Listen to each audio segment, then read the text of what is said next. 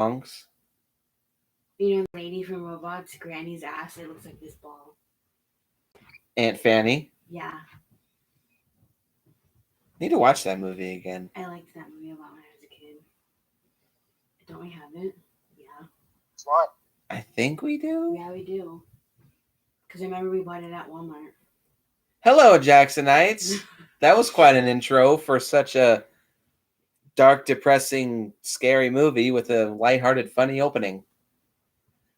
Today, welcome to my Alien re-review series as an addendum series to the Predator re-review series, where me and good old Trevor Boy...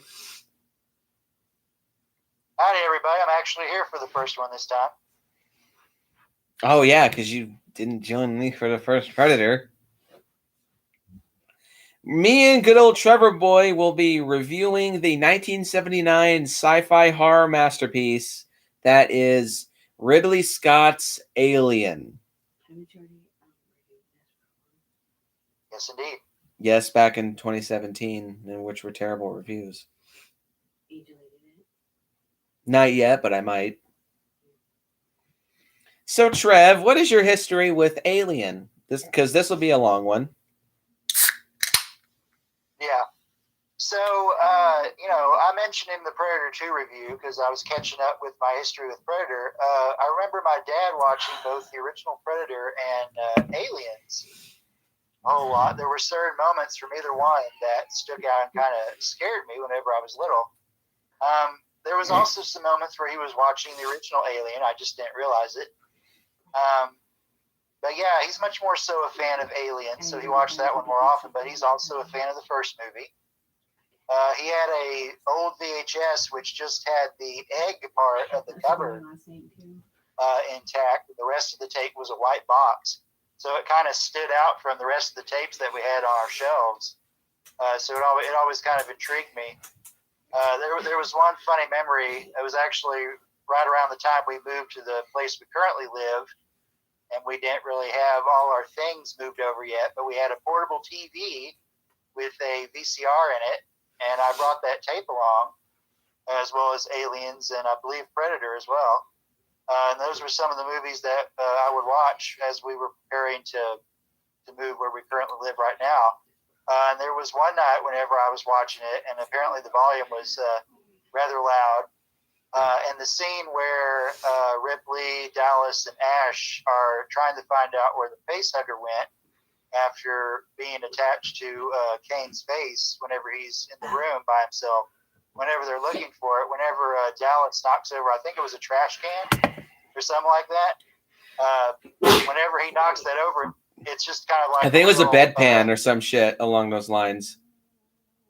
Yeah, anyway, he knocks it over and it makes that jump scare, and my dad said, you should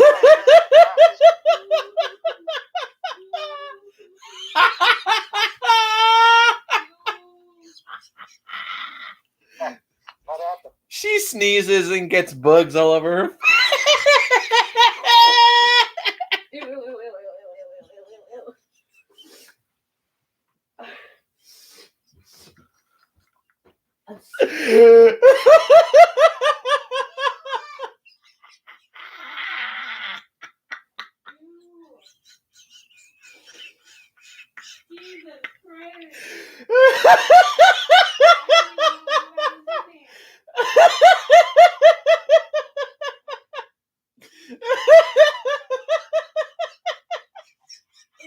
That's like when a toddler sneezes and it just like goes all down their chest or whatever.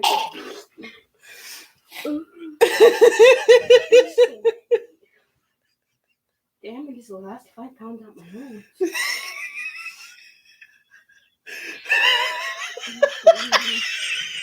It's not the penny that was nasty. Oh, I'm dying.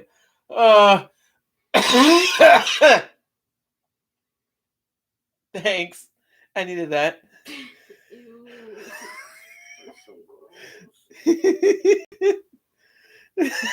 That doesn't help.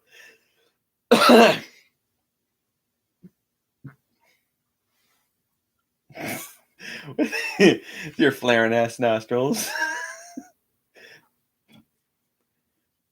My bad. Continue. No, anyway, so apparently I had the volume a little bit too loud, so that one jump scare, like scared my dad because he was in another part of the room, and that's just like a funny little memory that I have watching the movie. But yeah, over the years, Alien and Aliens tend to be the most favored overall from the franchise. So, especially with the people who watched them when they first came out. So yeah, these even though Alien 3 has become one of my favorites, these first two are obviously rewatched very often. So yeah, I've had a frequent watching history with it, and yeah, I mean it speaks for itself. I mean this is like a classic of the genre, and everybody has their own little experiences with it. Well, agreed. I've rewatched this movie many, many, many times. I have a very long, very, very long and personal history with the Alien series. I'll say this, though. I definitely have the most nostalgia for Aliens, but I want to try to keep that separate from this review because, like with the Terminator series, Aliens tends to overshadow the rest of the franchise. Not quite as much as Terminator 2, as you and I will discuss when we review Terminator 2. But Alien is also one of those movies that is just so debatably neck and neck with its sequel. Fuck, you knocked all the mucus out of my throat. Thanks. I will say real quick, it's not as bad as with Terminator, but there was a point where everybody talks about Aliens favorably. I was kind of leaning towards Alien for a good while as the one that I would watch most often, but now I would say that situation isn't quite the same as it is with Terminator. More on that at some point in the future, but yeah. What? I have no idea. I definitely am gonna say I am one of those people that does prefer Aliens over this movie. But that doesn't really take anything away from this film. But I do want to try to keep that separate and focus on this movie and this review and not compare it to the rest of the franchise. It's very easy to, but I want to try to do my best as to not do that. So specifically my history for the original Alien, I of course did know of the film's existence when I was very young because I remember seeing a clip of it on TV. It was when Ripley was escaping the Nostromo to blow it up.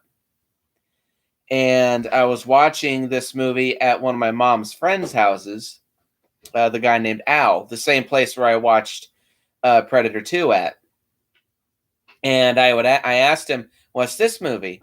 Because he was also watching it on AMC. This was, again, around Halloween time when AMC just used to play a shit ton of horror movies around all throughout October. And oh yeah, all 4 Aliens as well. So we sat down and we watched the last half hour or so of Alien, and it got me really intrigued.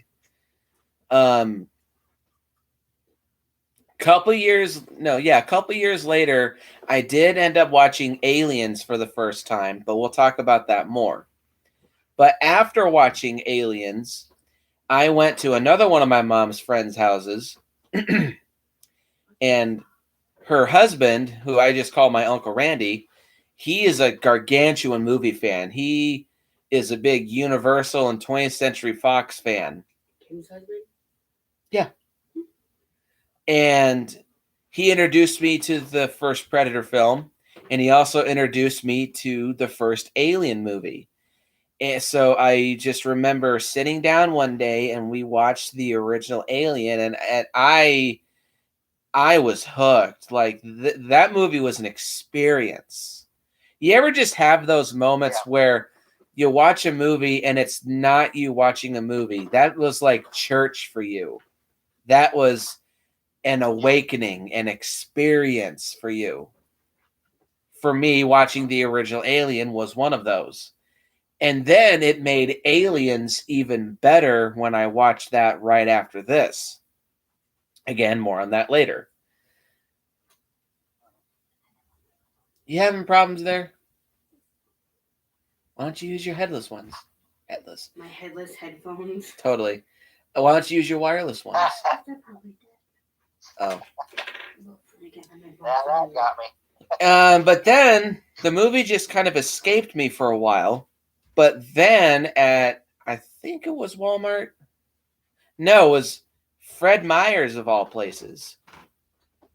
I had some money on me at the time, and at Fred Meyer's there was a double pack of the original Alien and also Aliens. Thankfully, it was the special edition of Aliens.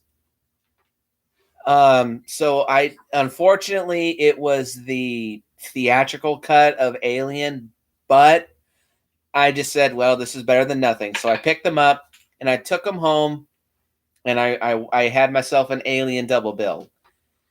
And I saw the differences in the cuts, but I still had a good ass time rewatching Alien and Aliens. And that's how it was for a while. I just had to stick with the theatrical cut because I remember distinctly the actually, wait, no, before that, my stepdad had a 1-day rental deal with the original Alien, and I watched, that was the first time I watched the special edition, or like the alternate cut, I think it's what it's more referred to as. And that's the one I watched when my stepdad rented that for a day. And then I bought the Fred Meyer version. That was the theatrical cut, and that's how I knew the differences. But then I just had to stick with the theatrical cut for a while. But it wasn't until my friend Gray bought me the... I'll just grab it and show you.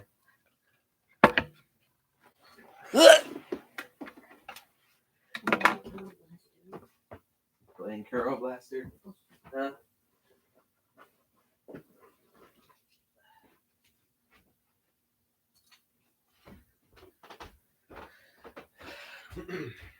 Oh shit.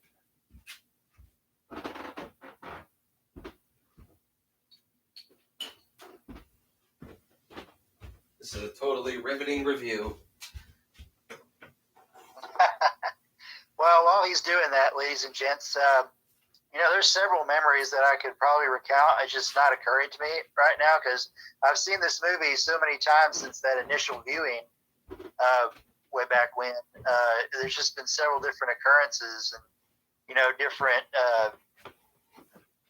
feelings associated with each of those watches. It's just that one that I recounted with my dad getting spooked by that jump scare just so happened to be one that had been fairly recent. So, anyway. All right, Nick, show us. My friend Gray bought me this brand new Alien Anthology Blu-ray set. And it was with this that allowed me to finally revisit the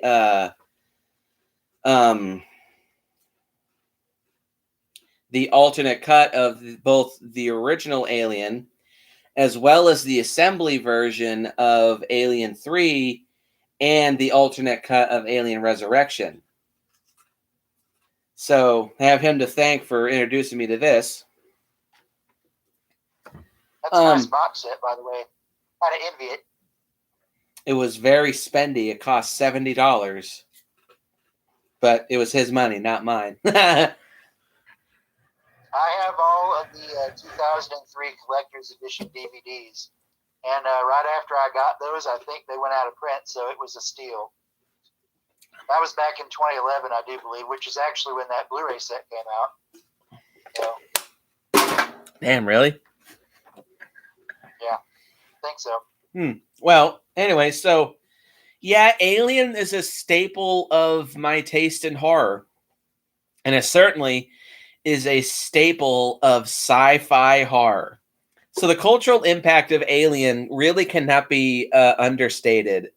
This was, in my opinion, the film that set the bar for good sci-fi horror, which is something you don't really see that much, sci-fi horror movies. Or respected sci-fi horror. You can enjoy the other stuff, but it's not very often that it's respected like Alien is. Yeah, this movie actually has been selected for preservation by the National Library of Congress, believe it or not, as being culturally, historically, and aesthetically significant. Which certainly does go to show the film's legacy. And it's widely considered to be one of the best sci-fi movies, horror movies, and just in general movies of all time. And rightfully so. It's a real shame that John Carpenter's The Thing was being ridiculously compared to E.T. whenever it came out. But it also had, unfortunately, the reputation of being a remake. And if you think remake discourse nowadays is bad, it was certainly bad back in the day, even without the internet.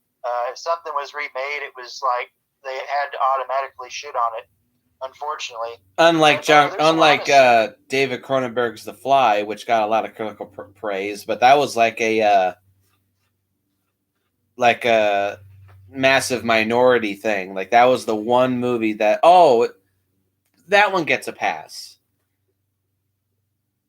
Yeah, oddly enough, but as I'll probably elaborate more discussing our pros and whatnot, and even like a little bit of a con too in terms of how the movies compare. Yeah, The Thing and the original Alien are pretty similar and make a pretty good double pizza if you don't want to watch the sequel. True, yeah. Though I do have to wonder, this has nothing really to do with anything. Why is this called the Alien Anthology? It's not an anthology series. Whatever. I guess there was some kind of, not controversy, but there was some kind of discourse about the word quadrilogy, because there was an earlier release that had quadrilogy associated with it, and that makes more sense. I don't think quadrilogy is actually a word, maybe. I don't know. But, well, neither is decology, and that one's used. Not in the pure sense of the word is an anthology, but I guess you could say each film does stand on its own to a degree. But anyway. True, but I think that's just one of those things that makes this a franchise that sticks out. Kind of like Phantasm. Each one is its own thing. Anyway, so all that being said, it's kind of funny how, looking back, this movie only had an $11 million budget, and it went on to gross $106 million in its box office run. But for 1979, surely that must have been a whole shit ton of money. So with all that being said, let us get into the plot of the original Alien, which surprisingly is very much like a 70s version of a 50s sci-fi monster movie, which pretty much is. Yeah, I would. You want us to bring it up after the synopsis, or you can bring it up now? I can tell you want to. Yeah. The Terror from Beyond Space. Alien's not necessarily a remake per se, but there is a lot of similarities to the point where if you wanted to, it could be considered a remake. But because it isn't called that name, for one thing, The Terror from Beyond Space is very 50s. Yes. And then you couldn't call it It also because there's Stephen King's It. So then there would be a problem with brand recognition. So Alien was pretty much the thing to call it, in addition to the fact that it has its own identity. But still, if you wanted to, you could look at this movie as a remake of that earlier one, an elaborate remake, if you will. Also, kind of funny to think that this movie has such a generic name, but it went on to become a household name. Mm-hmm. The Alien. The commercial space tug Nostromo is returning to Earth with a 7-member crew in stasis. I gotta ask, how the hell is this spaceship, which is the size of a small city, have a crew of only 7 people. More on that later. Captain Dallas, Executive Officer Kane, Warrant Officer Ripley, Navigator Lambert, Science Officer Ash, and 2 engineers, Parker and Brett. Detecting a transmission, the ship's computer, Mother, awakens the crew, which I just now realized 4 of this movie's cast have just passed away in recent years. They have. I was looking that up too. Per company policy requiring any potential distress signal be investigated, they land on the moon despite Parker's protests, sustaining damage from its atmosphere and rocky landscape in the process. The engineers stay on board to effect repairs while Dallas, Kane, and Lambert head out to investigate. They discover the signal originates from a derelict alien ship and enter it, losing communication with the Nostromo. Ripley deciphers part of the transmission, determining it to be a warning, but cannot relay this information to those on the derelict ship. Meanwhile, Kane discovers a chamber containing hundreds of large, egg-like objects. When he touches one, a creature springs out, breaks through his helmet, and attaches itself to his face. Dallas and Lambert carry the unconscious Kane back to the Nostromo. As acting senior officer, Ripley refuses to let them aboard, citing quarantine regulations. Kind of like Dr. Fauci. But Ash overrides her decision and lets them inside. Kind of like the American government. That's a rabbit hole I don't want to go down.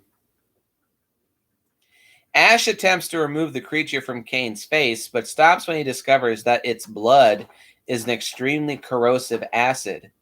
It later detaches of its own accord and is found dead. The ship is partially repaired, and the crew continue their journey back to Earth. Kane awakens with some memory loss, but seems to be otherwise unharmed. During a final crew meal before returning to stasis, he suddenly starts to choke and convulse. A small alien creature bursts from Kane's chest, killing him, and escapes into the ship, with Ash dissuading the rest from killing it. Which, fun fact, the actress who plays Lambert, her reaction to the chest burster was genuine, as she did not know that was going to happen to Kane. So that scream that she lets out is a legit scream. Thank you. The crew attempts to locate it with tracking devices and capture it with nets, electric prods, and flamethrowers. Brett follows the crew's cat, Jones, into a landing light compartment, Orange Kitty, where the now fully grown alien, revealing the iconic Xenomorph for the very first time, attacks Brett and disappears with his body. After a heated discussion, the crew decide the creature must be in the air ducts.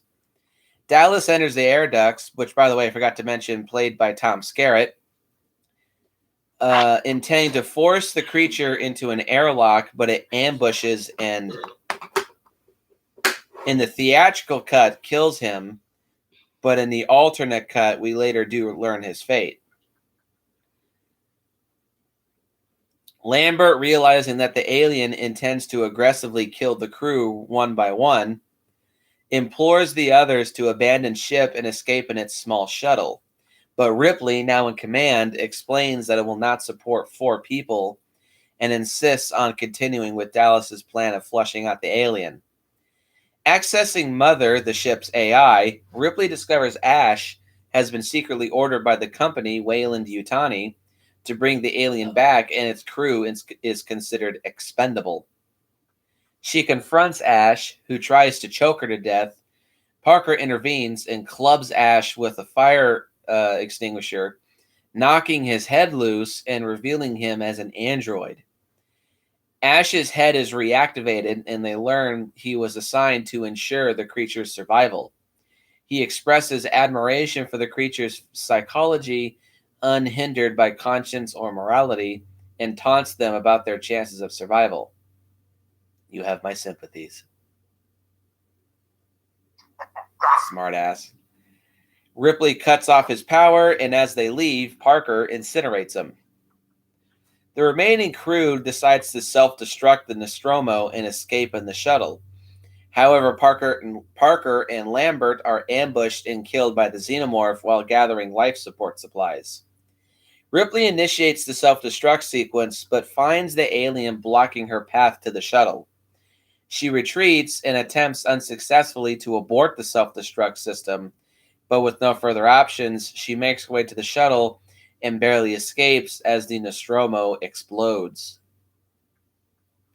As Ripley prepares herself for stasis, she discovers that the Xenomorph has stowed away on board, having wedged itself into a narrow space. Retroactively, apparently the Xenomorph is pretty much just emaciated at this point. She puts on a spacesuit and uses gas to flush the creature out. It approaches Ripley, but before it can attack, she opens an airlock door, almost blasting the creature into space. The Xenomorph manages to hang on by gripping the frame, but Ripley shoots it with a grappling hook, and the gun catches in the airlock door as it closes, tethering the alien to the shuttle. It pulls itself into an engine exhaust, but Ripley fires the engines, blasting the creature away into the depths of space. After recording the final log entry, she places Jones and herself into stasis for the trip back to Earth. This is Ripley, last survivor of the Nostromo, signing off, thus ending the film. A transmission which finally reaches everybody 57 years later at the end of Alien 3. But more on that when we get to Alien 3.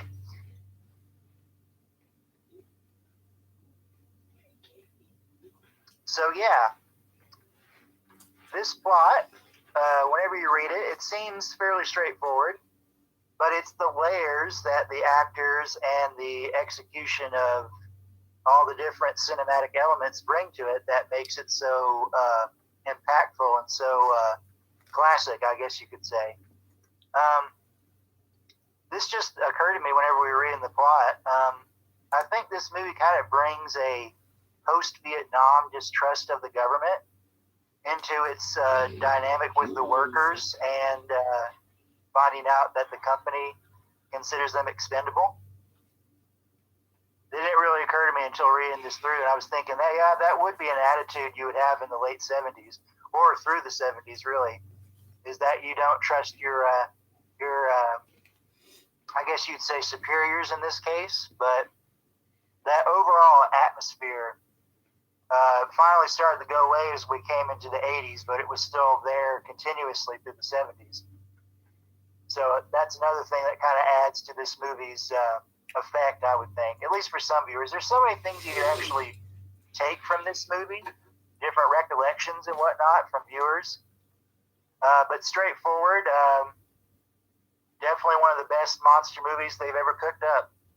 Absolutely. At its barest core, yeah, Alien is a monster movie. But upon this most recent viewing, you know what this movie reminds me of? Jaws. What? Yes, in one particular aspect, which I'll probably say a little bit more with probably the cons, or maybe it's a little bit of a pro and a con. Especially in the way they show the Xenomorph itself. For one thing, it's a guy in a suit, so they were afraid that it would have the same stigma any of the other monster movies from before had, but they decided to show as little of it as possible. And that, on the good side of things, factors into the suspense of the movie, but on the flip side, you can also tell that out of all the Alien movies that would come later, this is the most prototypey, I guess you'd say, in terms of the way the monster is executed. Very much so, yes.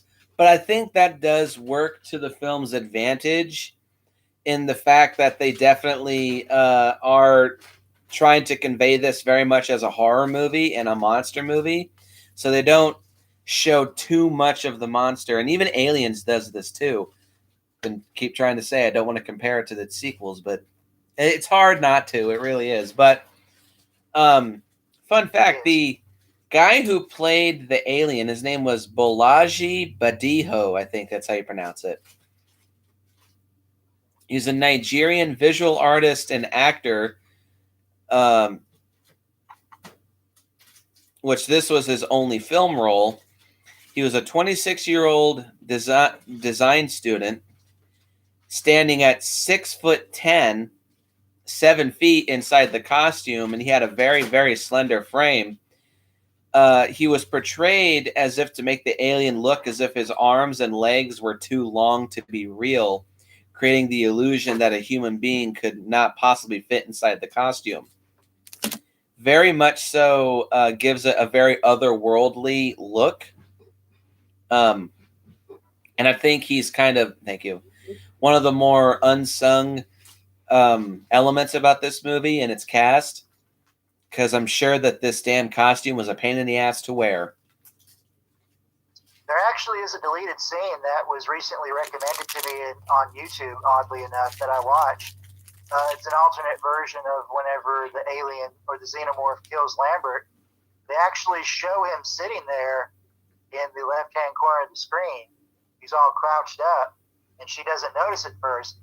But when she does, then they show him full on. And what he does is he kind of walks over there. Some people in the comments said it was silly, but it actually has a very unnerving, creepy quality to it whenever he kind of crawls over there and then stands up. We'd see the standing up part in the movie, the final movie, but in the deleted scene, they actually showed him in full coming over there and then standing up and then, proceeding as we saw it. I thought it was neat, but again, it's the argument of how much do you need the show in order to, because some people probably would laugh at it, unfortunately, but I don't know. As somebody who likes these creatures, I always like to see them more in full. True, but, yeah. As you were saying, Nick. But yes, at its barest minimum, this is a monster movie. But yeah, this is one of the best monster movies ever made. It's tense, it's riveting, it's well done special effects wise and also science wise, and it perfectly mixes horror and sci-fi. This being only 2 years after Star Wars made a big splash. It pulls off its sci-fi element very, very, very well, and with only an $11 million budget, it definitely shows. It also shows the early talents of Ridley Scott. Now, his actions in the last few years are extremely questionable, but I definitely do think Ridley Scott is one of those directors that also is very, very, very talented. I would consider this to be my favorite Ridley Scott movie, but the movie that comes to mind immediately when I think Ridley Scott is actually not Alien. Gladiator is the movie that comes to mind whenever Ridley Scott is brought up. Because I think that's his best film overall, in my opinion. Because there are some things that are a bit lacking about this film that I noticed on my most recent viewing. But this is an excellent, excellent monster movie and an excellent sci-fi horror film. Probably the three he's most well known for, and some people forget he did this middle one. Alien. Blade Runner's become a cult classic. I'm not going to bring that up. Alien, Thelma and Louise. People forget that he directed Thelma and Louise. And then Gladiator. So that actually shows quite a range on his part, at least back in the day. Oh, didn't he also do Legend? With Ridley, he did, yeah. But yeah, so I almost forgot that. But I was thinking to show his range, you have a monster movie, probably one of the best with this one. Then you have something like Thelma and Louise, and then you have like a historical epic like Gladiator. But I think the thing with Ridley is that he has like that auteur spirit, but he also is kind of a good company man. So he may have this vision that he wants to fulfill, but he's still going to do what the studio tells him to. And I think that has kind of made his recent movies, particularly when he returned to the Alien franchise, it's made his recent movies seem kind of muddled, and that he wants to do something else, but he abides by what the studio tells him, so he adds something that they want, and the things don't always necessarily mesh. But, that's a side note. So, with all that being said, shall we get into our pros and cons? Yes, indeed. My number one pro for this movie, and I will elaborate when we get to the cons why, that, I'll just say it, Ripley is the standout of the cast, for me anyway, in this movie. Same, actually, so we'll talk about her together. Pro number one for me is Ripley. This was Sigourney Weaver's first role in a feature film, major role, I should say, and she makes quite the impression, quite the debut, because really, the way it turns out is that she's the only character who seems to have common sense. Plus, she also, as Nick is often prone to point out, she thinks on her feet, and she's a proactive character, and really the only one here who's questioning what they're doing. Each little different event that leads into the other, she always questions, like she abides, Dallas also abides by the rules, but it's kind of in a I don't want nobody to get on my back kind of way.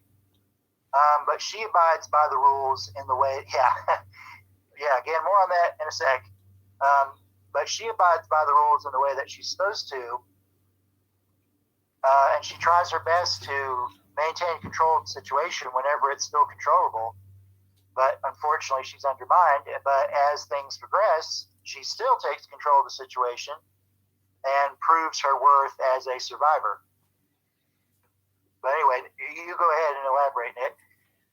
I heard some people not really criticize Alien, but kind of harshly in some ways compare it, calling it a slasher movie in space. Well, it's kind of debatable on that. I can see where they're coming from.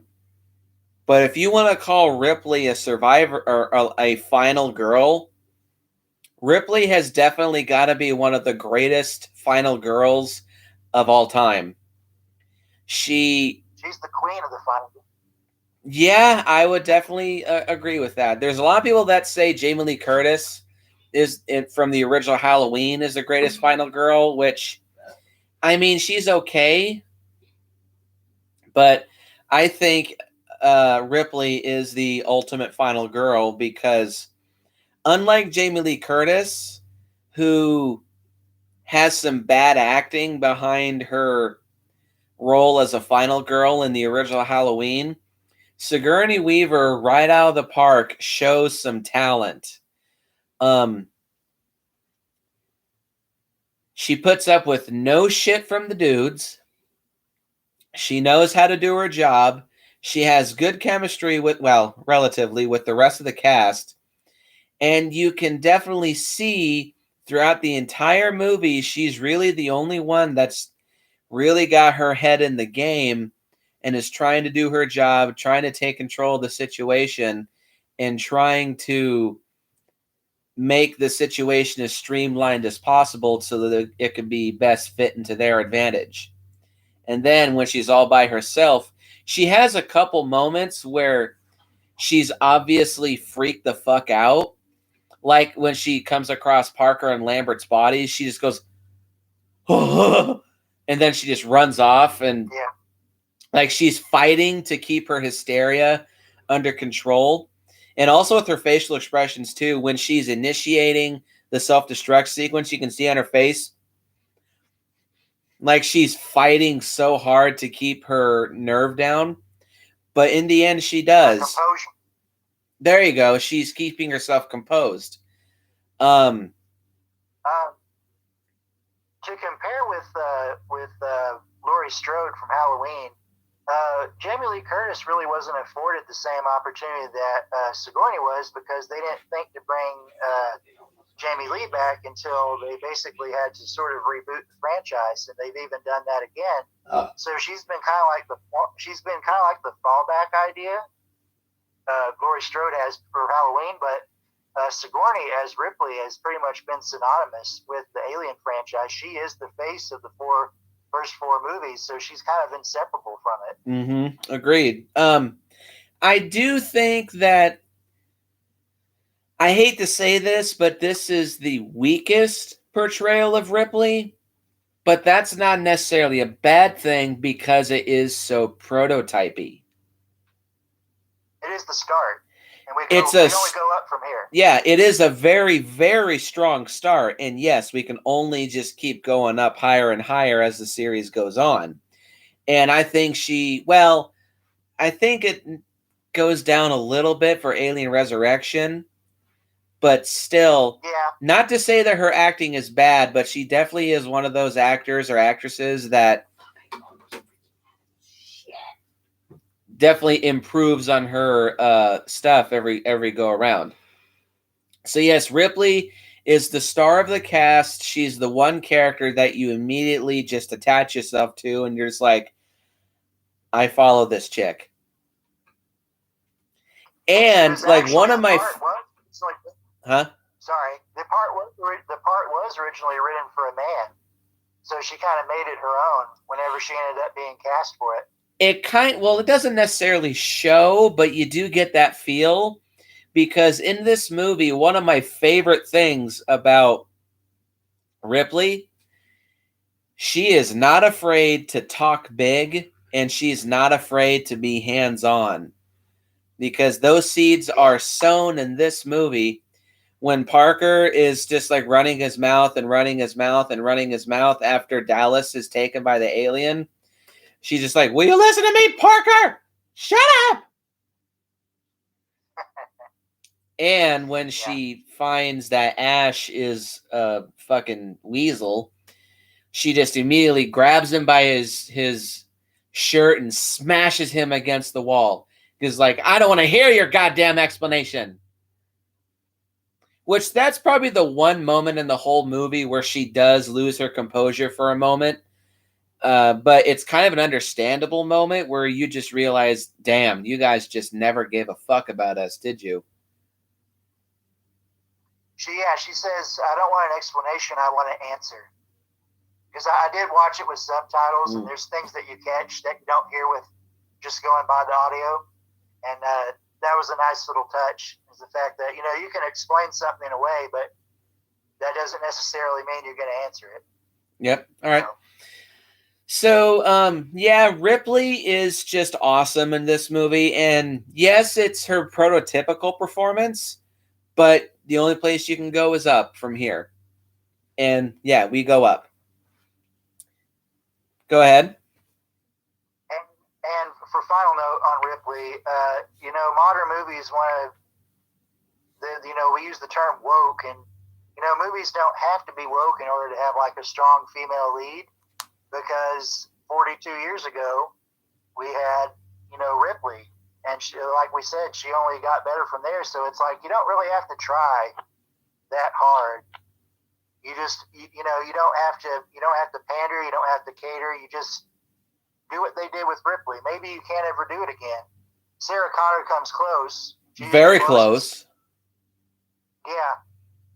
But again, it's simple, and she's the model that people need to look to if they want to do this type of role. Mm-hmm. They should look to her often. But anyway, pro number 2 is the atmosphere for this movie. I said go ahead.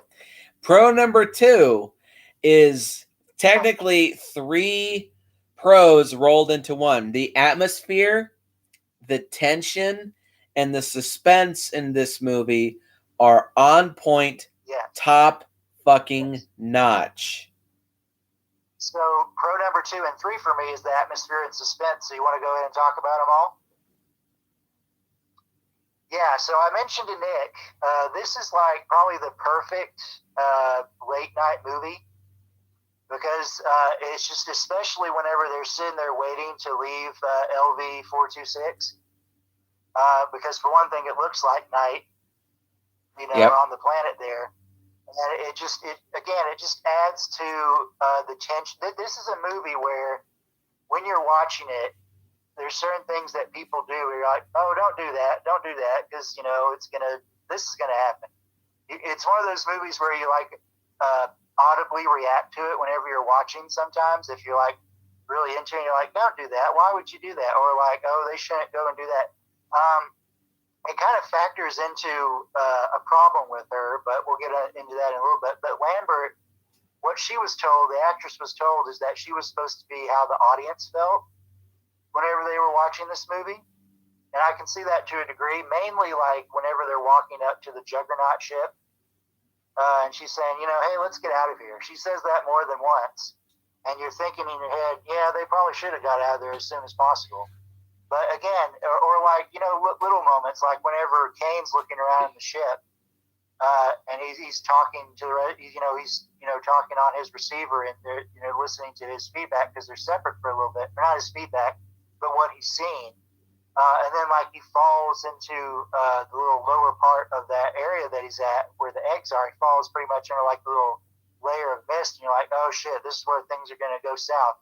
Or even like whenever he's peering over into the egg, and you're like, again, you're thinking in your head, it's become almost, people have taken it the wrong way now with modern criticism where they bitch about everything. But it is okay to have like this reaction to a movie, because that means like you're super engaged with it. This also happened with Jaws. Whenever people were watching Jaws in '75, it elicited such a response from the audience that it was palpable. Yep. You could, yeah. So anyway, you can give your piece, Nick. The atmosphere, suspense, and tension are the three strongest elements of the scares, in my opinion, or the horror of this film, in my opinion. The overall atmosphere of the whole movie is very gloomy, dark, and it adds to the tension, which throughout the whole movie, even in those moments of levity, is just really thick and soupy. And there's a couple moments where you just feel like, I can't breathe. And the suspense. Any scene after a creature's established, like the jump scare is like whenever the facehugger attaches to Kane. But then after that, like whenever it falls off his face later on, and you have the feeling that it's in the room, it's just definite example of tension. Or even after the chest burster scene, which I actually listed that as a separate pro. Did you? Well, should I save it? Yeah, we'll save that. Okay, but anyway, yeah, I'll elaborate more on that in a second. But just again, anytime like a new stage of the creature is established, you're always waiting for it to jump out from the dark somewhere, or come around the corner, or something like that. That's the kind of feeling that the movie very wonderfully instills in the viewer. But anyway, continue, Nick. I'm sorry. That was just a little tangent. And the suspense is very, very, very well done. As I've said before, I don't like the original Halloween. It is the embodiment of atmosphere and suspense. In my opinion, you can only use atmosphere, tension, and suspense as supplements in a horror film. If that is the main crux of your scares, for me, it just doesn't work. It leads to the film being too slow and too boring. Here, it's done very well. All three are used as really good supplements to the scares.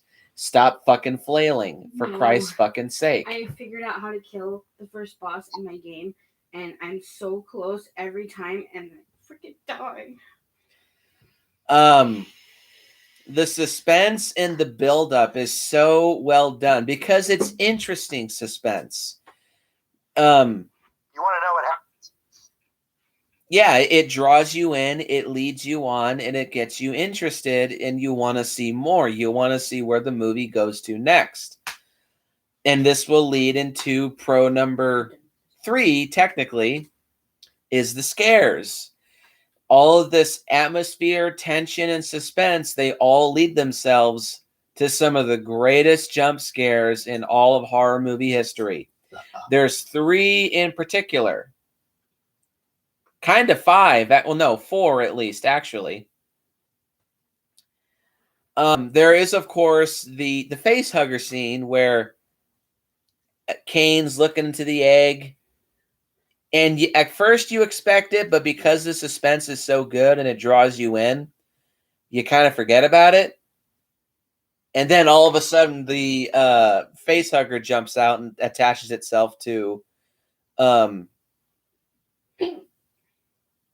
helmet. Kane's helmet, yeah. The second one is, of course, the infamous chestburster scene, where you think like things are going to be fine for a while, and things are quiet, or not really quiet, but they're happy, they're funny, they're go-lucky. But then all of a sudden, kind of waiting for it. Oh shit, Kane's convulsing. What's wrong with Kane? Boom! Alien comes bursting out of Kane's chest in one of the probably one of the most gory scenes in any film at the time, which is an effect that I still think is pulled off very, very well. I totally buy that there's some kind of creature bursting its way through Kane's chest. And also Lambert's reaction really also helps sell it as a freaky ass moment. And 3 is, of course, the scene where the Big Chap is the name of the Xenomorph in this movie for some reason, is when Big Chap reaches out to hug Dallas in the air ducts. That's what Ripley nicknamed him. Kind of like how the brothers Strauss called the Pred alien Chet. Ripley called the alien in this movie the Big Chap.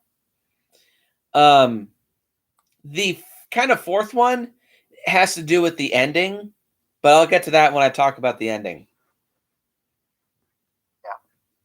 So my pro number 4 is the music.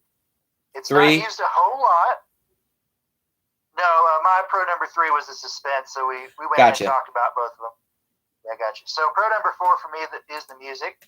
As it is for me, too. Used a whole, yeah, so I think Jerry Goldsmith is probably my favorite movie composer, if not a runner-up. But he's probably a good contender for my favorite. And I think his main theme for Alien, well, there's kind of 2 main themes.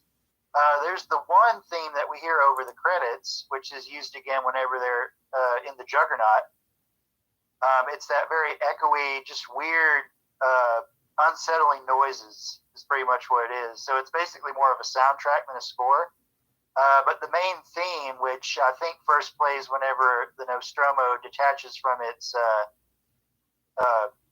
cargo carriers, because I think the large part of the ship that we see is really all the stuff that it's towing.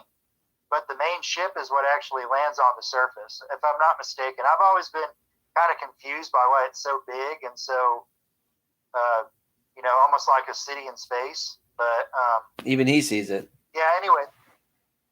Yeah. But no, that main theme is kind of like the more mysterious, but still wondrous answer to the Star Wars theme is what I kind of consider it to be, his main theme for the movie. But there's also a nice little creepy bit whenever Dallas is crawling around in the ducts, right before he gets taken away in the cut that we're talking about. But it's just kind of very creepy. Yeah, exactly. Yeah, the music right before that that is always just kind of stuck out to me as being unsettling. And I think the final piece of music was done by a different composer. I can't remember his name, but it's a nice little peaceful wrap up to what was a very tense experience for audiences at the time. But no, the music, it's not used a whole lot in the movie, but no, it still makes an impression. That surprised me on this most recent viewing. I was surprised at how fucking piece of shit car. How little music this movie has. It's kind of like The Thing, where it's used kind of sparingly and it only just adds to the movie's creepy atmosphere. Though admittedly the piece of music that I find to be the most iconic, at least with the first Alien movie, is the music they use for the main trailer. That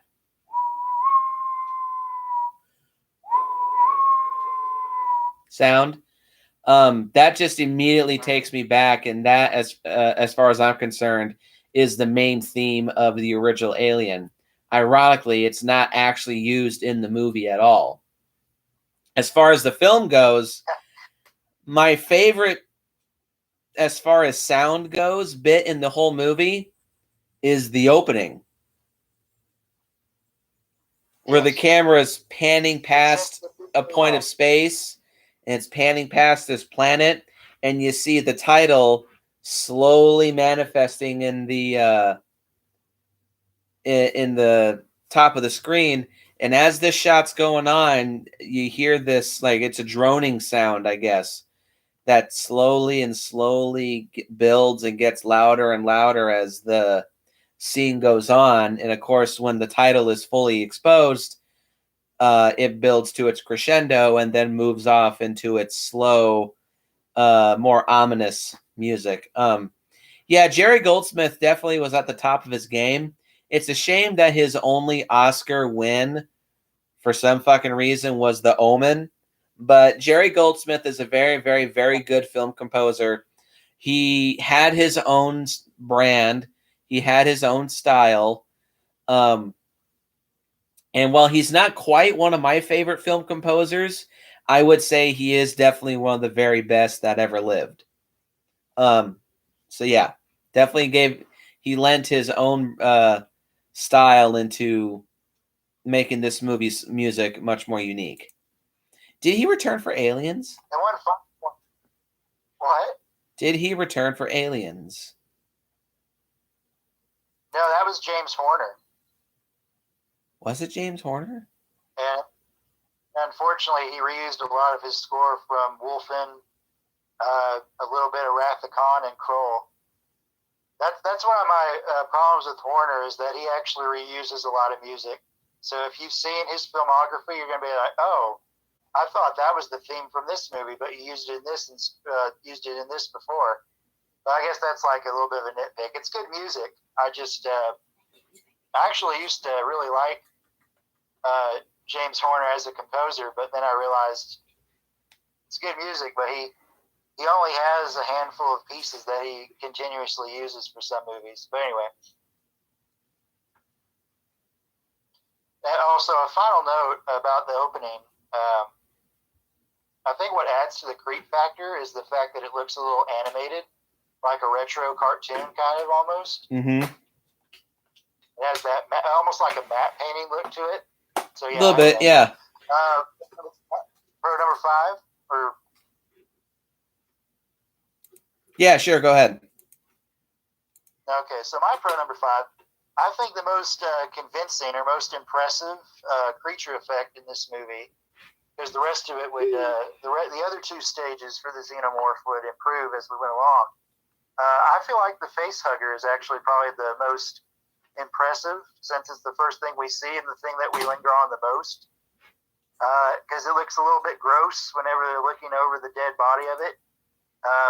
Whenever Ash is kind of inspecting it, it looks a little vaginal, if we're being honest, which kind of factors into the whole many theses have been wrote about this movie about how unsettlingly sexual a lot of the stages of the creature are. Okay, hang on. I want to give my 2 cents on this. There have been so many people that have over the years tried to say that there's a lot of sexual and non-consensual sexual themes to the first Alien. Okay, people saying the Xenomorph's head looks like a dick, I can kind of get. Yeah. But aside from that, I don't get it. It's pretty, I guess you could say it's like a Rorschach painting. You see what you want to see in these things. So people are bringing their own experiences to it. Oh, and also the Facehugger tube does kind of look a little bit like a dick. Okay, so with the Facehugger, that's where I can kind of see the rape stuff. But I Hell yeah. I still think it's mostly a lot of people just making a mountain out of a molehill. Yeah, I got you. But no, just to wrap up, not much to say here is that I just feel like in this first movie, because I feel like, and again we'll elaborate, the second movie does more with the actual final stages of the Xenomorph better, and even the chest burster to a degree. But yeah, to me, the Facehugger is probably the standout stage of the creature in this movie. Seeing as how we don't really see the adult all that much, but it still has presence. But yeah, I'll get more into that with my cons, the things that do bug me a little bit. And my final pro number 6, is the chest burster scene. Did you say all you wanted to say about it, Nick? Yeah, pretty much. Like I already talked about the scares. They're really good. They're very effective, and they're some of the best jump scares of all time. Yeah, but not much else to say in this regard, since Nick went into it too. But it's it's another fine example of the palpable tension that you experience with this movie, because it's already kind of scary whenever somebody chokes, But add on to that, they're not just choking, but something's about to burst out. No, I can actually attest to watching someone choke is fucking freaky, because I had to save my brother-in-law from choking a few months ago. Dumbass let a bottle cap shoot into the back of his throat, and I had to go and give him the Heimlich maneuver, and scared the fuck out of me.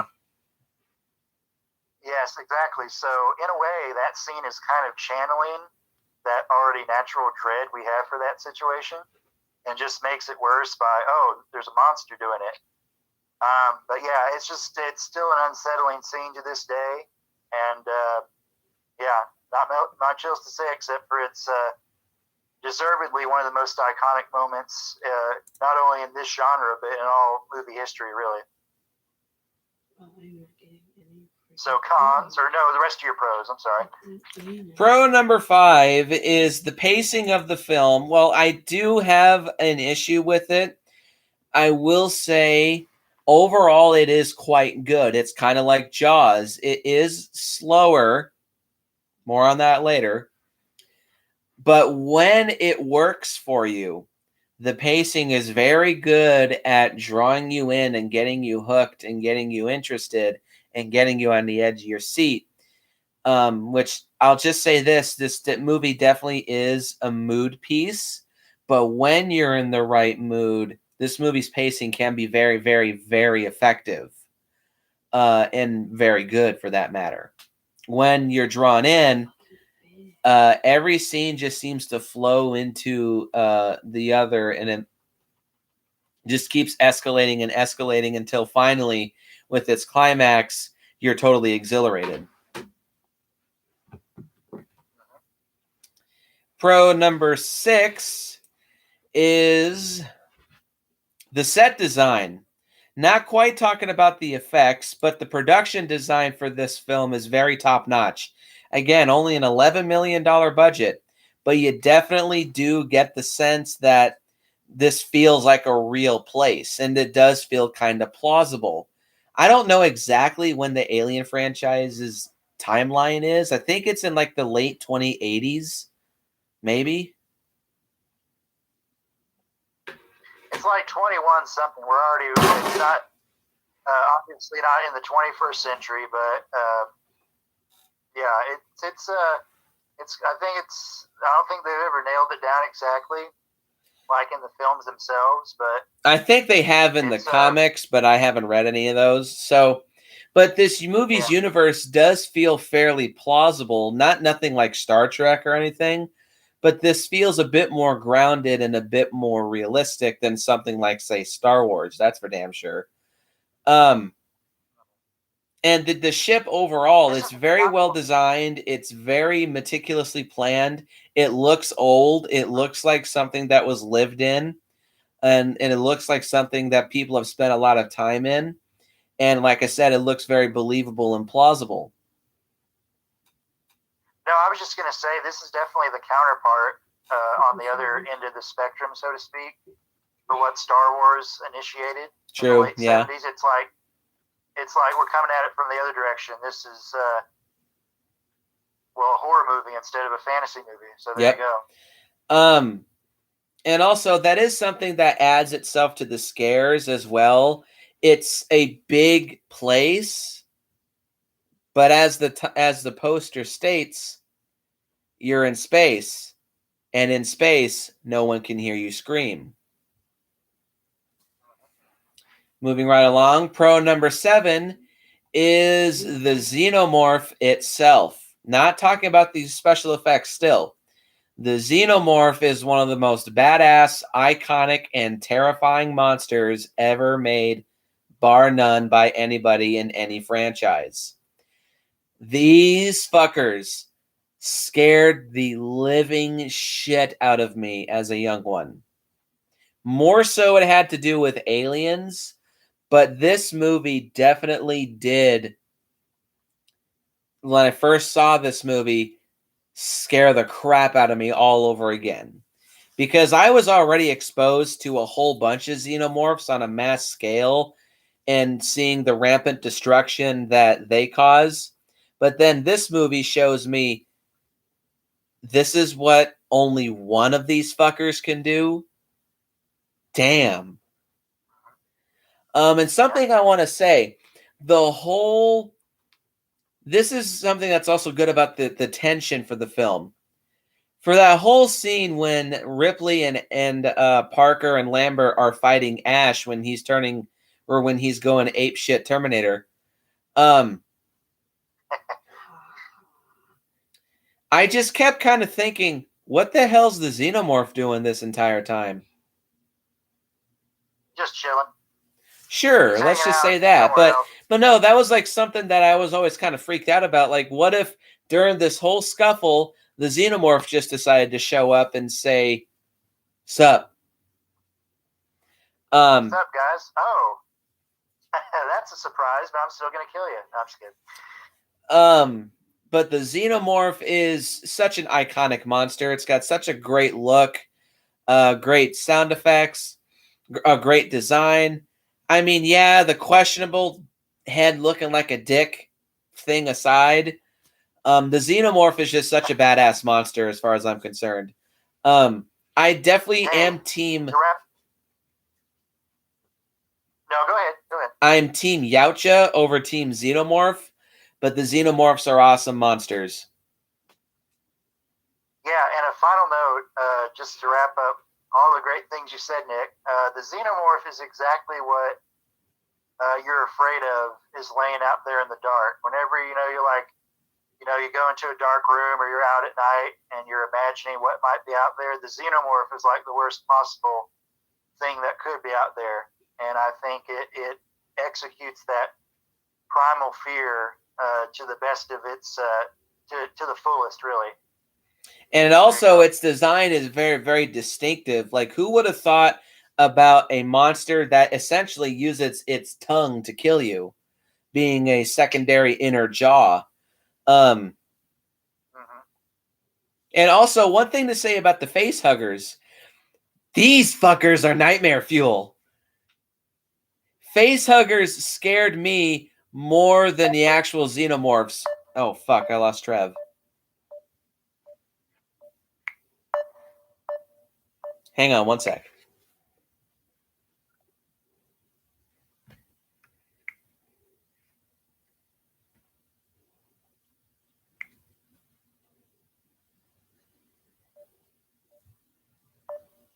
Oh, fuck. Man, I thought we were past all of these damn technical difficulties.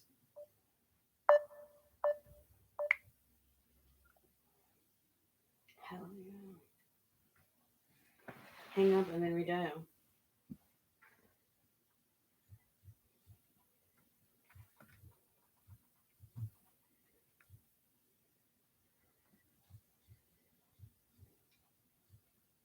Shoot. There we go. Can you hear me? Yep, I can hear you just fine. Let's just stick with no camera. There you go. Okay, so You were saying? The facehuggers. These fuckers are nightmare fuel. These fuckers scared me more than the Xenomorph as a kid. Again, mostly had to do with aliens, because you see more of them. But the fucking face huggers, ugh. They tap into that creepy, crawly, again, another instinctive fear of bugs, pretty much. And something that I found very interesting, listening to the audio commentary for Alien, I think it was Ridley Scott who mentioned that during the design process, the design of the creatures, of course, was handled by legendary H.R. Is it Giger or Geiger? Giger. H.R. Giger initially just had like a tentacle look for the tendrils that grasp onto your face. Like the tail was still there, but they were tentacles that grabbed onto you. But he stated he gave them fingers to give it that oddly reminiscent of humans' creepy freak out factor look, to make it that much more unsettling, because they look like human fingers instead of just tentacles, which I think is clever. Again, it taps into that. Yeah, it does tap into that fear of the creepy crawly aspect of the facehuggers. But yeah, these fuckers are freaky. So let's just move right into the special effects, being pro number 8, I believe. The special effects are phenomenal. Very prototypey and very experimental, but still very, very, very good. Very slimy and wet and gross and nasty. There is surprisingly not a shit ton of blood, but there's just enough as to when there is blood, it's very visceral and it's very eye-catching. So like when you see it, it sticks out and it grabs your attention.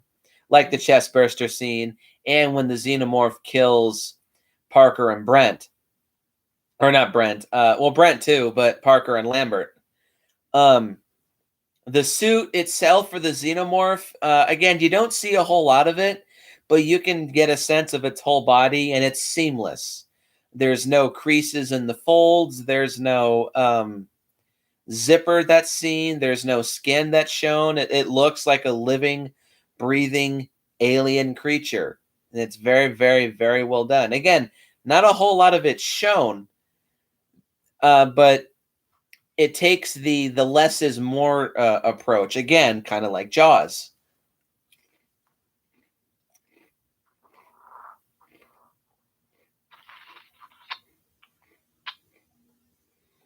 Anyway, so yeah, the special effects and also the space stuff is very well done too. Looking more like something out of 2001: A Space Odyssey than Star Wars. But still, this was around the time when space special effects were being very revolutionized and made to look very big budget and theatrical, and it shows. I do really like the pictures in this too. The what? The miniatures. Oh yeah, the miniatures are well done too. Yeah, overall, the special effects in this film are phenomenal. Again, very prototypey. But it's a very good start, and the only place that you can go from here is up. I can't really think of any flaws in the effects. Well,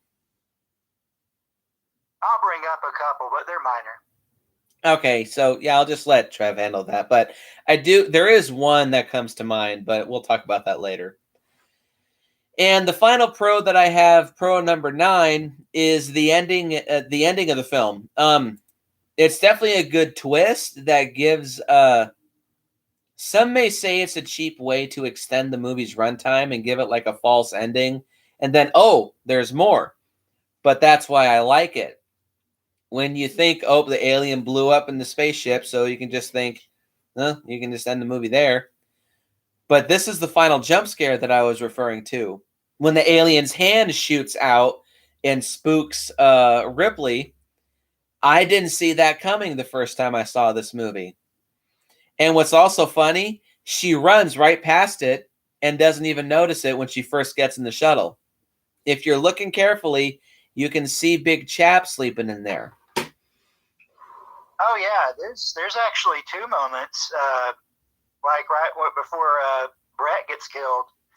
It's hanging there actually whenever he's looking up, and he looks right past it. You can see it dangling there. I didn't notice that the first few times I watched it. See, I did. Also, that one never fooled me because I immediately saw it. Yeah. But its reveal in that moment is still effective. Oh, yeah, for sure. And then also, again, for that scene that you just described, Nick, whenever you go back and watch it, you can actually see the Xenomorph's head. Whenever she's getting ready to get into the pod, you can see it right there. And it's not what pops out. It's the hand that pops out that's, spooky. But anyway. Yep. It also helps that the Xenomorph's head blends into what it was sleeping in. It just looked like another pipe. Mm-hmm. But yeah, the ending is really good. It's also also there was another jump scare where she's slowly turning around and you expect it to be there, but you didn't expect it to be so close. And with its mouth open, you're just like, oh, okay, hello. Yeah. And Ripley also sells it by screeching out loud when she sees it and then shoots it out the door. Exactly. Yeah, the ending to this movie is fantastic. Just a great finale to a great movie. So with all these good things to say about this movie, got any cons? Not a whole lot. And the first one I'll probably spend the most time on because it's a shame in light of who's assembled here. But what I put down, so I have three cons. I have three as well.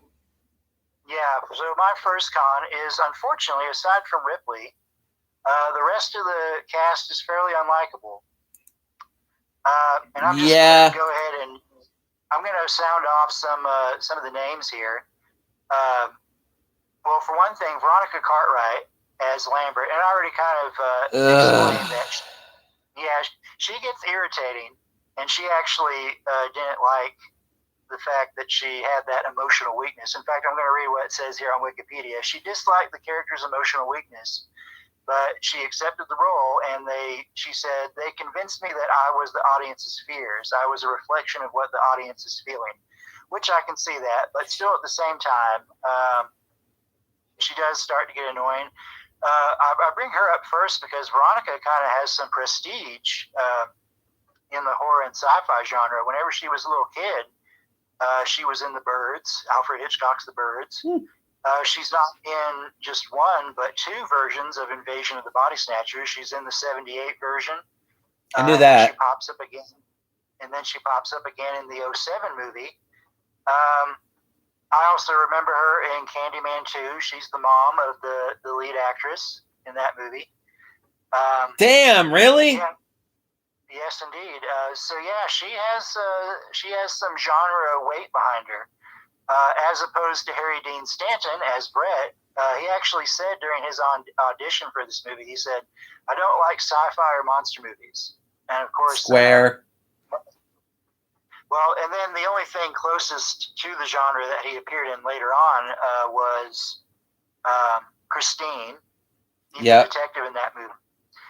And then he also popped up, and I think the reason why he was cast for that little cameo in the Avengers is because he asks the Hulk, "Are you an alien?" Are you an alien?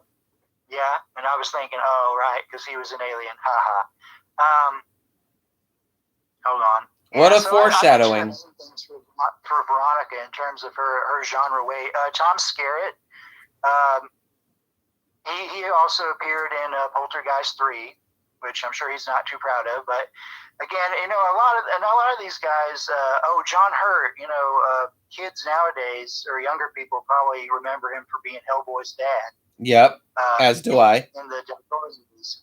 But he also has some genre stuff. Ian Holm as Ash. Ian Holm's been fucking all over the place. Yeah, I'm going to elaborate more on the whole milk-looking thing for fuel for androids whenever we talk about aliens. But yeah, it's quite unsettling in its own way. But yeah, Ian Holm as Ash, older Bilbo. But he's also appeared in other stuff like The Fifth Element, The Day After Tomorrow. Yep. Stuff like that. And one of my favorite Bond villains, Yaphet Kotto. He was also the most recent actor to pass away last March, in fact. Yep. Yaphet Kotto, he's another highlight. All these actors, in my opinion, are highlights. But the characters themselves, I'll start with Dallas. Dallas is almost kind of a bit of a MacReady in this movie, although he has a much more higher position, a higher rank, I guess you'd say, than MacReady ever did. But what reminded me of MacReady was the fact that he seemed to spend time by himself. He goes and spends time on the shuttle and listens to music just by himself. So he kind of has the loner quality to him. But where it becomes a problem is the fact that he's a dick. Captain, that's the blunt way of putting it. He's just very dismissive, and he seems to want to cut corners. Yeah. Just so they can, go home pretty much and carry on with their business. But as it turns out, some of his decisions, what he allows Ash to do, and other stuff like that, ironically impedes, keeps them from going home. So it's just kind of ironic that he's kind of the architect of his own destruction, if you want to put it dramatically. Yeah, I kind of wish he had been a much more positive character, because there is that bit of MacReady lonerness to him, but that probably would have taken away from Ripley a little bit, because she is supposed to be our standout character here. Brett and Parker, unfortunately, all they talk about is when are we going to get paid. That gets very irritating. Although I will say, in Parker's benefit, for the amount of time that he lingers around as a survivor, he is a man of action whenever things go to plan. He tries.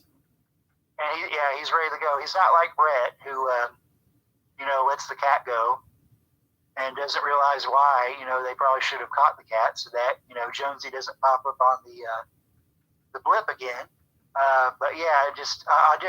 There's one thing about Brett that I do like, and it's the fact that he constantly says "right" about pretty much everything somebody says in the movie. It does get a laugh out of me. Right. Right. You realize you say "right" to everything he says, Brett? Right. And he's like his personal parrot, or whatever they said. That was funny. Right. But yeah, long story short, a great cast is assembled here. But unfortunately, it becomes very easy to see who's going to be the one you want to make it out of this. And, she was our first pro, so we know who that is. So, not much else to say about that. My thoughts on the movie's cast. Oh, you want to talk about it? Yes, sorry. Go ahead. Yeah, go ahead. I don't have much to say about Kane. He doesn't come off as being unlikable. He just kind of has first to die written all over him. Yeah, exactly. So I guess he's important in that regard, but we don't get time to know him per se. Brett comes off as a stoner, first of all. Yeah. But right. I wouldn't say he's unlikable. He's just also has first to die written all over him. But he is integral in one of the more creepier scenes where he's going after Jonesy and he discovers that piece of alien skin. So that's like a clue into the audience, like, uh-oh, something's different here. Also very iconic. Yes. Parker, aside from Ripley, he's probably the most likable. At first, he's just kind of a dick. But when shit starts hitting the fan, he does become a man of action, as Trev says. And you can tell that he's really trying to figure out this situation as well. He's like sort of the male counterpart to Ripley. Yeah. And he also dies probably the best death in the whole movie. Well, he doesn't go out like a bitch, I guess. No, he doesn't. He tries. Yeah. Ash, Ian Holm does a good job playing him, and the twist that he is an android is good, and it's effectively creepy. So I wouldn't really say he's unlikable, but he definitely like project all of this bad emotions on him because he's like the embodiment of the corrupt government.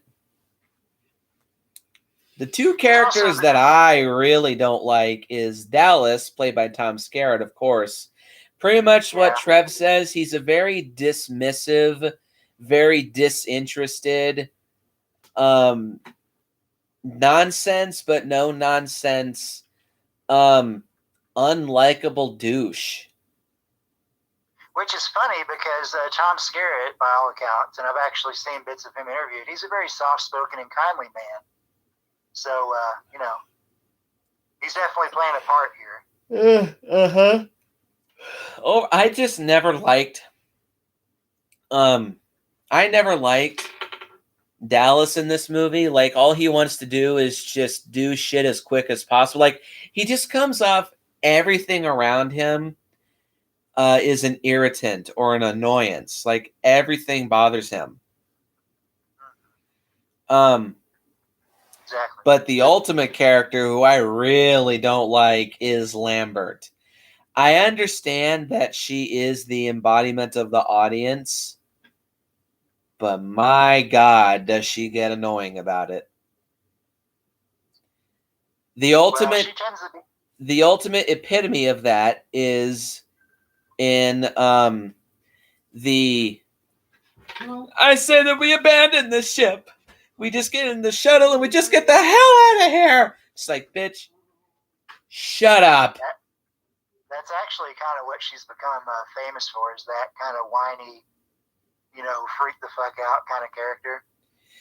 So I will say that I kind of do like, toward the end of her time on screen, when she and Parker are gathering coolant for the ship, and like Parker says, "How you doing?" "Fine."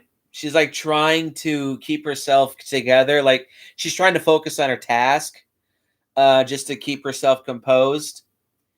And the look on her face when Big Chap is like creeping in on her is good, but it's kind of annoying to hear Parker constantly say, "Get out of the way, Lambert," and she just doesn't move.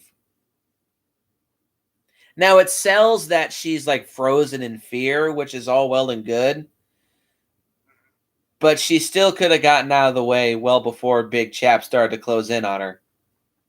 Oh, yeah. But she has a good final scream. It's very haunting. True, yes. Yeah, I don't like Lambert. She reminds me of Barbara from Night of the Living Dead. I just think she's very annoying and just a chore to watch and sit through. Distinction, the original Barbara. Yes, the original Barbara from the original Night of the Living Dead. Not the 90s version. That one's way better. Because she's basically Ripley in the 90s version.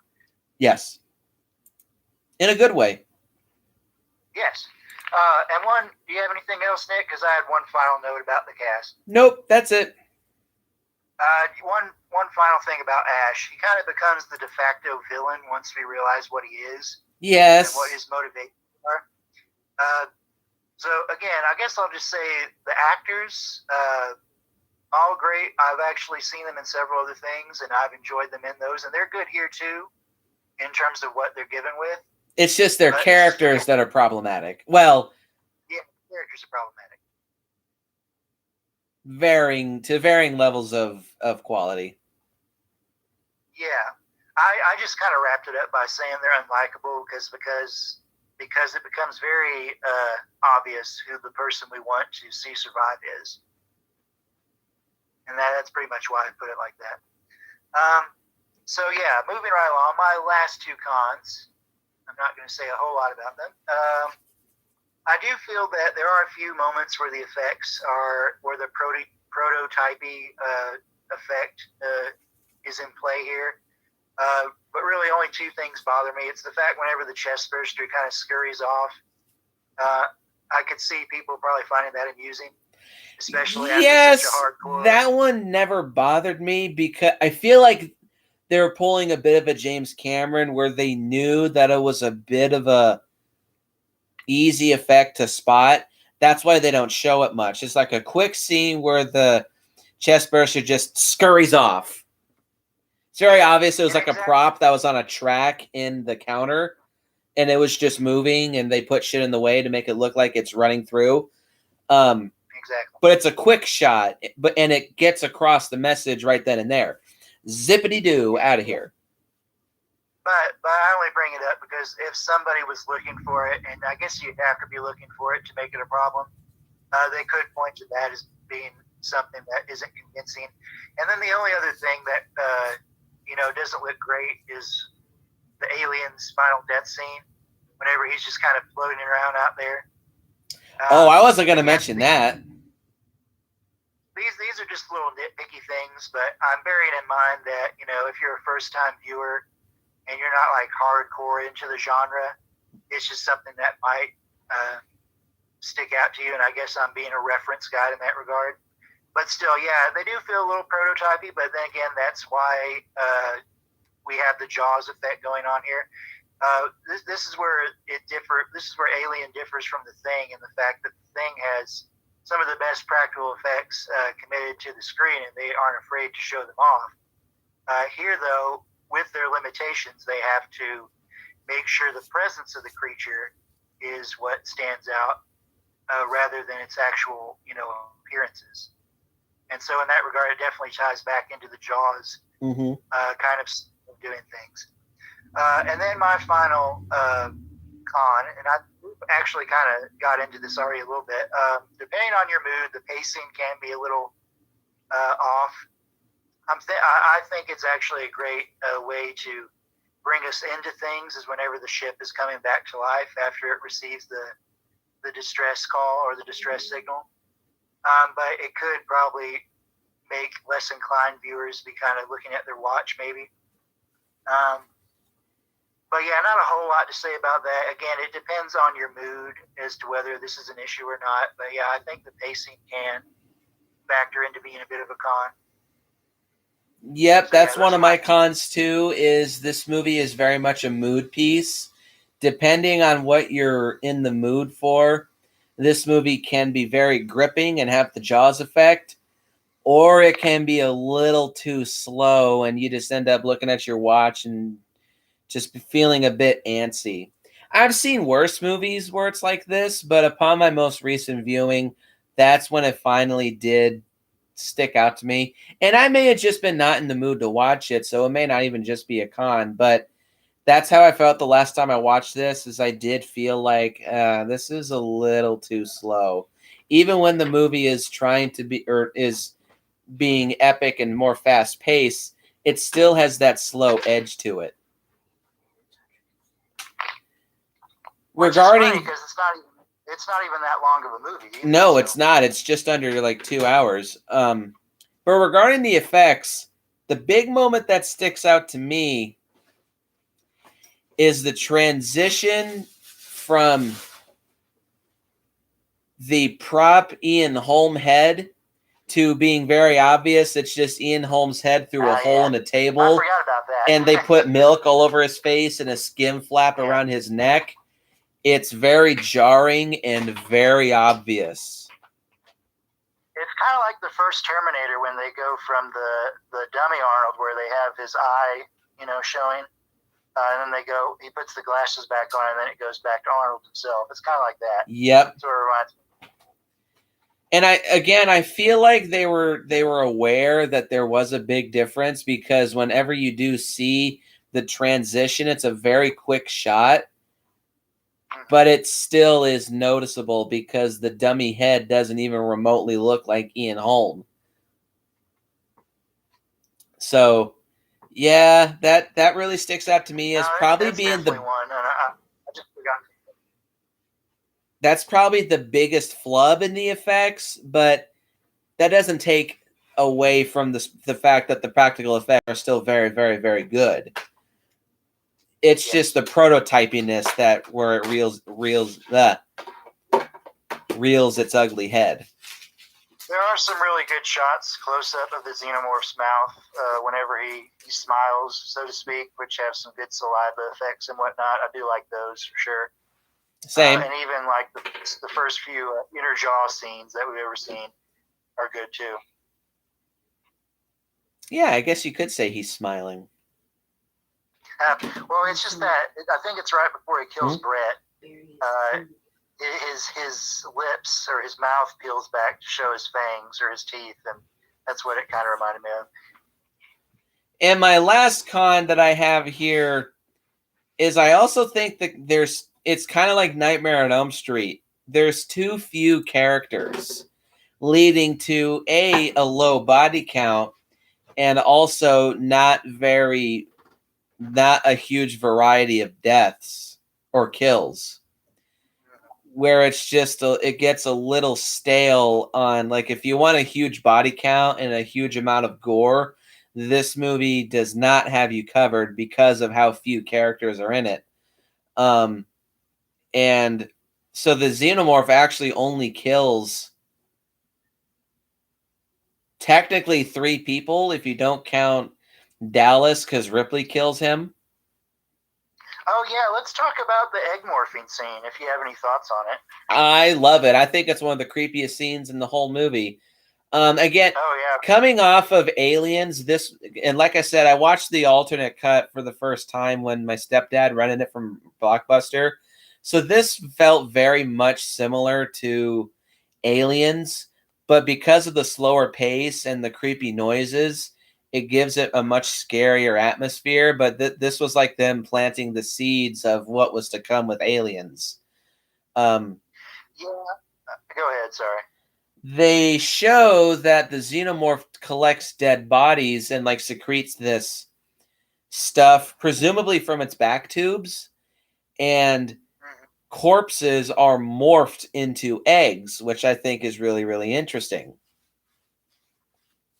And I pointed out, or I've heard this, in discussion with the fandom, is that it becomes a retroactive means of a singular drone Xenomorph. It's what it has to do if it wants to increase its population in the absence of the queen, because there obviously wasn't a queen Xenomorph conceived of yet until Aliens came along.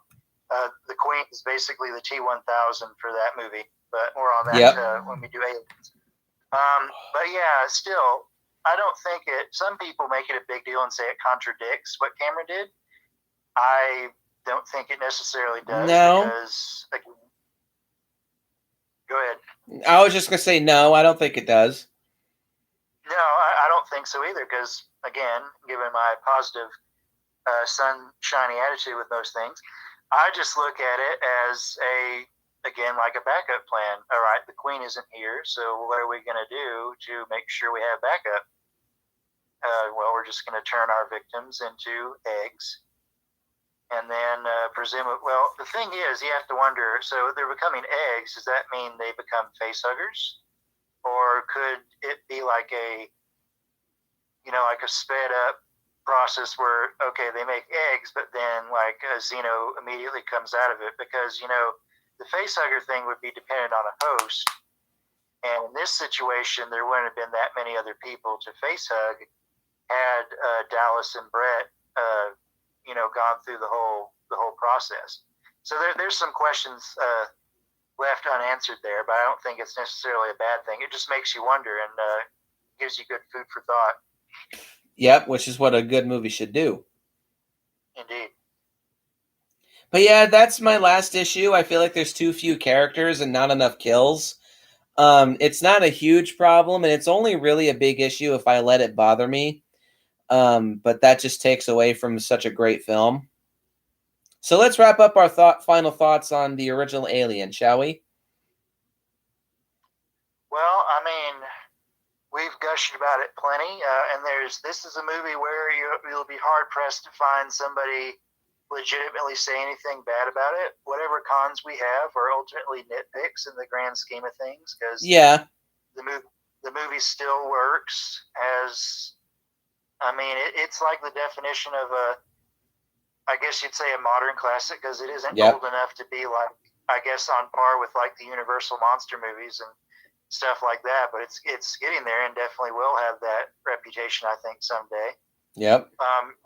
One of the finest monster movies ever made. It's not unusual or unexpected for it to have become the benchmark in the genre that it is. Not at all. And I guess if you let the nitpicks bother you, it's probably a 9 out of 10. But on a good day, when you're like totally feeling everything that's on display here, I would say this is definitely a 10 out of 10. That's my final rating. Well, pretty much like what Trev says, this is the staple and hallmark and standard of sci-fi horror, and it only gets better from here. This is one of my favorite films of all time, one of my favorite monster movies.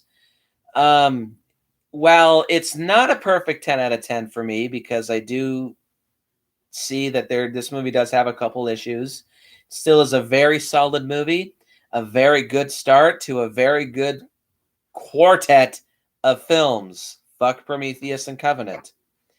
So I'll be giving this movie a very strong 8.5 out of 10. It's a very good start to a very good series and is one of my favorite movies of all time. Post your comments down below. Let me know what you think, and hit the like button and hit the subscribe button and share this video with your friends, and look forward to the next review where me and Trevor Boy will be discussing its definitively superior sequel with 1986's Aliens. Look forward to that. And as always, remember, in space, no one can hear you scream. And I will see you guys in the next video.